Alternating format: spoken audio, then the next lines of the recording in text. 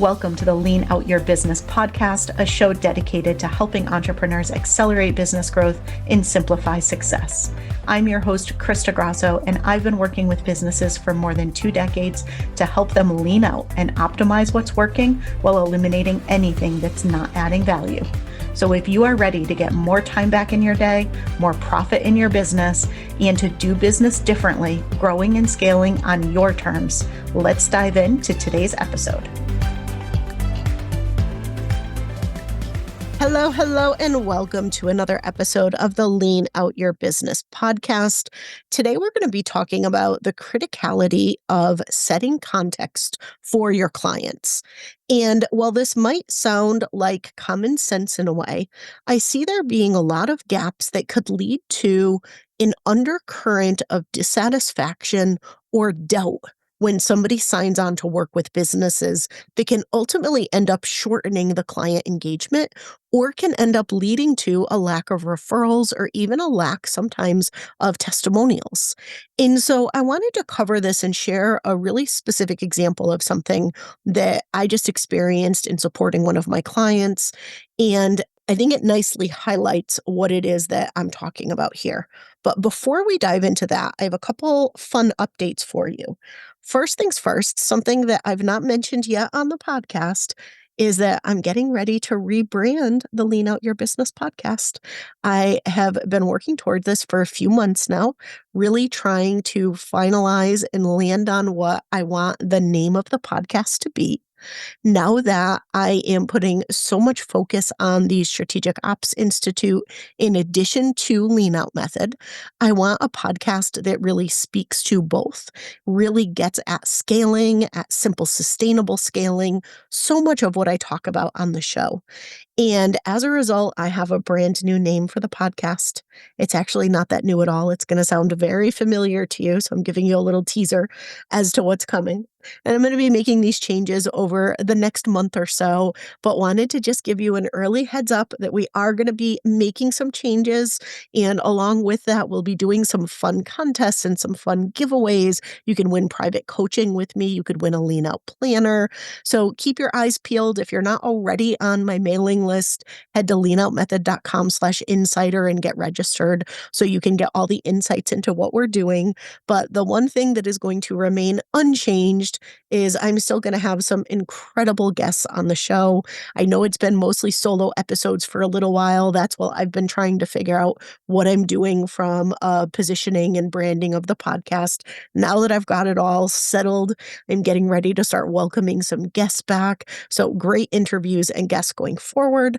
I'm also going to continue with my solo episodes, and we are going to continue to talk about how to scale in much more simple, much more sustainable ways. So if you love the podcast, it's the same great content that you are used to hearing, just with a new name, a new look and feel. And again, it's not all that new. You will recognize it as soon as I share it with you. So more to come. Just wanted to give you the early sneak peek and say thank you, as always, for being a loyal listener of the show, or if you are new here, welcome. And so with that, let's dive into today's episode. So one of the things that I do as I'm working with my clients quite a bit is I help them build out their Lean Dream team. Sometimes clients have a great team and we need to do some reshuffling and up-leveling. Sometimes people will send their folks through my training and mentorship programs, but a lot of times I help them fill gaps in their team and I help them identify where they need to either bring in an agency or where they need to bring in maybe the next rock star person who's going to be a permanent or freelance member of their team. And I was working with one of my clients on this to build out their marketing team. And we've got some really rock stars already on the team. And this was to fill a very specific gap that had existed within the marketing team. So met with some different people, talked to some different people, ended up choosing this one agency who was a really good balance of what I would call strategic execution. So if you've heard me talk about the different layers of team before, I think the strategic execution layer is really critical. It's the one where somebody can create the strategic plan for their particular area. So in this case, it was SEO and social media and organic marketing. And so somebody who's capable of understanding the broader vision and strategy, setting the strategic plan for it, but also rolling up their sleeves and doing the work. And a lot of times with agencies, you'll get that partner that you work with that's more that strategist, and then they have the team supporting them that's rolling up their sleeves and doing it. Makes it really simple because you have one point person, but they have whatever support they need to get the job done, right? So seemed great in the beginning. The people were lovely. We ended up not keeping the agency, ended up not being a long-term engagement. Lasted, I think, maybe about 3 months, and that was it. And here's why. Were they capable? Absolutely. Were they skilled? Yes. Did they fit the bill? No. And it had nothing to do with their ability. It had nothing to do with any of it. What it really came down to was they did a terrible job of communicating and setting context. So I'm going to just talk about the SEO piece of what they did. There's a lot of what they did, but this feels like a really good example. So your average business owner does not know a lot about SEO. They understand what SEO is. They understand and might even be questioning like what's happening right now with AI and with everything. Like people are curious about SEO. Some business owners know it well, most don't. They know just enough about it. And so they were working on an SEO strategy. Great, fantastic. The goal was to have a nice balance of organic marketing and paid marketing to be driving a lot of traffic and really help establish this brand, which has been around for a long time, but really help elevate what they're trying to do with some of the changes they're making. So it was a great plan, a great overall direction the company was going in. And what this company did was they put together an SEO strategy and plan, but whatever that SEO strategy and plan was, they didn't share. They didn't really set any context for the business owner, explaining here's what we're doing, here's why we're doing it, here's what it's going to look like, here's the stages that we're going to go through, here's why we're selecting these specific keywords and what we're expecting it to be able to do for your business. There was no context set whatsoever. There was just this random list of keywords that were flashed up on a screen in a meeting saying, here's the keywords we're going to rank for. And without that context, the business owner didn't understand what they were doing. Some of the keywords made no sense whatsoever on paper. They looked like they had nothing to do with her business. And they all were very solution aware or product aware keywords. If you think about the buyer awareness journey, there weren't many that were problem aware. And in her mind, she's thinking, well, don't I want to get people who are problem aware because they don't know we exist yet? So if I could get them when they're problem aware, then we can help educate them that here's the services we provide. And none of that was mentioned. None of that was addressed. None of that was included. And at the end of the day, when I look at what they did, they actually had a pretty solid plan. It wasn't a bad plan at all. It could have been really similar to one that I might recommend. But where they really went wrong with that piece of it, and they did this across the board with the entire engagement, unfortunately. But in this one area, in this one example that I'm giving, it was that they didn't set any context whatsoever for what they were doing. I don't know if they made the assumption that the business owner already knew and understood all of those things, but it wasn't clear to them. And that immediately started to erode trust. So that in and of itself wasn't the reason why the engagement ended, but it was that trust was already eroded. And because of that, all of a sudden, everyone's looking at what they're doing with a much closer eye than they might have otherwise, because there was just this feeling of they don't get us. And then the second piece that reinforced that they don't get us feeling is that the display of information that they did, there was no polish on it whatsoever. There was no branding on it whatsoever. They could have taken 5 seconds and put the company's name at the top of this file, and it would have felt like it was for them.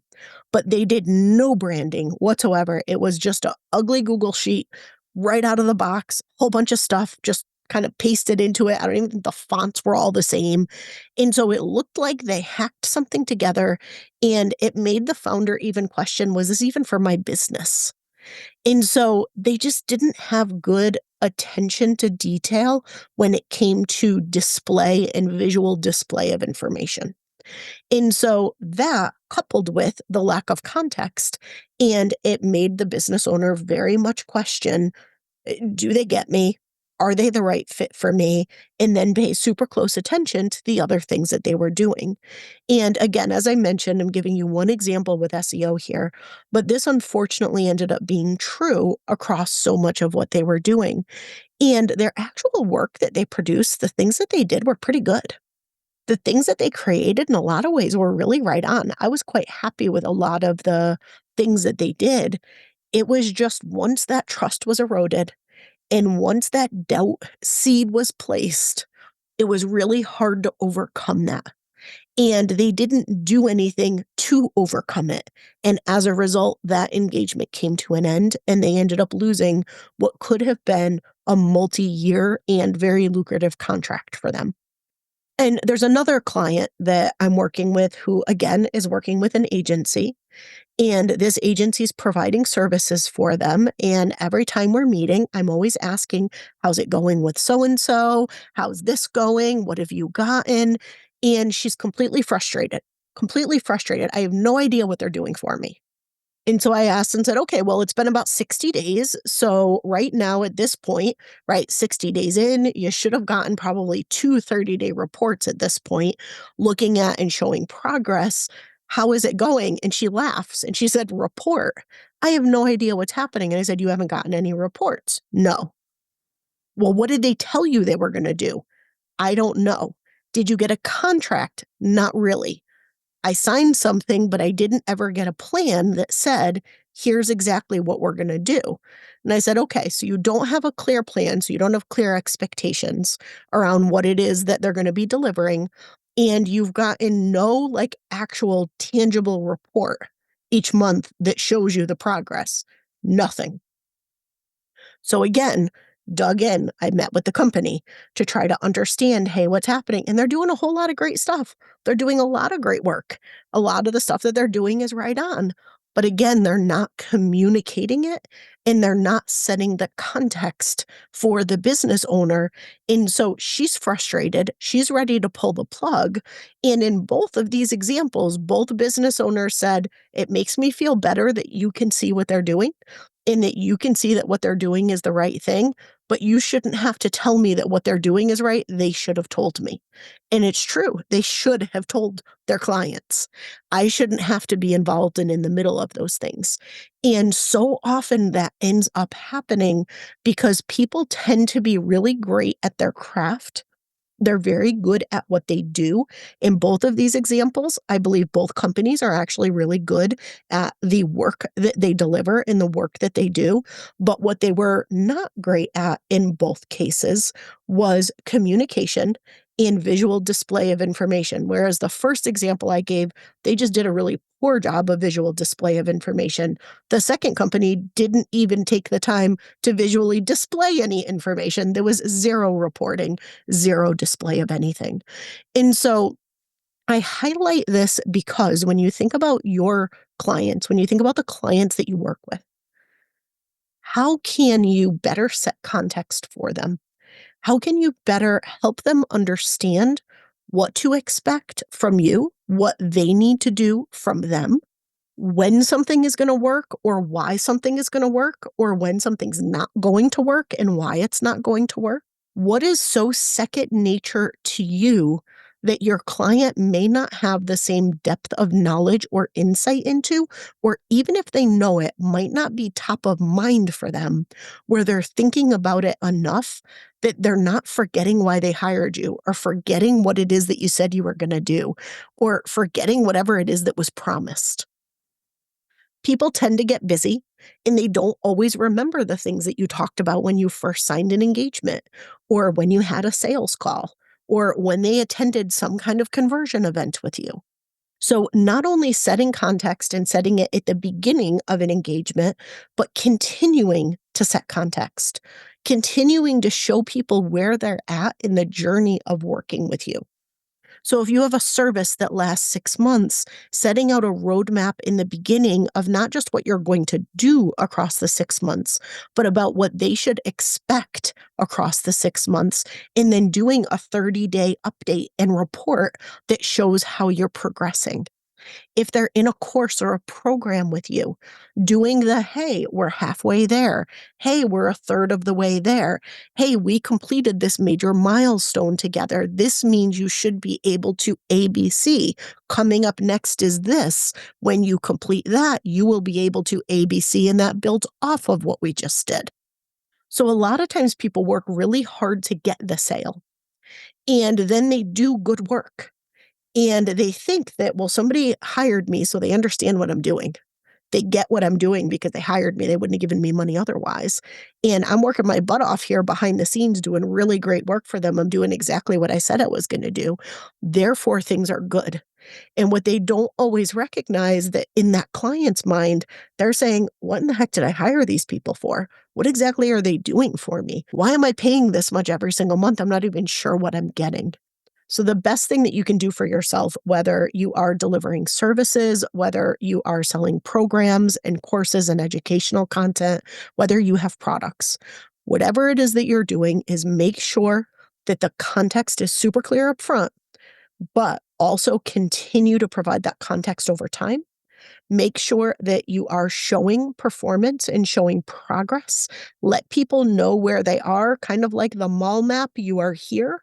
Show them where they are throughout the duration of the engagement of what you're going to do together, or at least where they are based on the progression of time that they've been with you doing something. So I highly recommend reporting at least every 30 days. For certain things, you might need a higher frequency, but for most things, 30-day reporting is fine. And when you do these things, not only will you stay top of mind, not only will it be really good and make it really easy to refer, because if all of a sudden you're sending a 30-day report and saying, look at all this amazing stuff that just happened in the past 30 days, this grew and this grew and this grew, or this happened and this happened, what's that person going to want to do with that report? They're going to feel excited, and they're probably going to tell their business besties. They're going to tell their peers. They might tell their clients. They might tell other people. So even without going out and actively referring you business in a strict referral way, they might be talking about you. Like, let me tell you about the SEO company that I just started working with. In the past 30 days, they got me from page 10 to page 3, right? Things like that. Like, they're going to be telling people about it. So every time you set that context, every time you show performance and results and let them know where they're at in their journey, it's not only a way to deepen their appreciation for the work that you do, the awareness for the work that you do, but it makes it really easy for them and really exciting for them to go and tell other people about the work that you're doing as well. So I see so many people skip this step, and these are people that have been in business for a really long time. So it's something to just look through that lens within your own offers. Take a look at your offers, take a look at things through the lens of your client perspective and your client journey, and see if there's a way that you can make anything more clear from a context perspective. If there's additional touch points that you could be adding in, whether it's reporting or even an email, letting people know where they're at. And it can even be helpful to ask your clients if there's anything else that you could do to give them better insight into the incredible results that they're getting as a result of working with you. I hope you got a lot of value out of this episode. I will see you again next week. Thanks so much for tuning in to this week's episode. If you have not yet taken our scalability assessment, I invite you to head to leanoutmethod.com/assessment and take our interactive assessment that's going to help you look at how simple, how sustainable, and how scalable your business currently is. It includes personalized recommendations of where to focus next to get your time back, to increase your impact, increase your profits, and ultimately step into your rich, fulfilled life. And finally, we'd love to see you inside our signature program, Simplify to Scale. You can head to leanoutmethod.com/ops to find all of the details on how we can help you uplevel your operations and get out of the day-to-day of your business.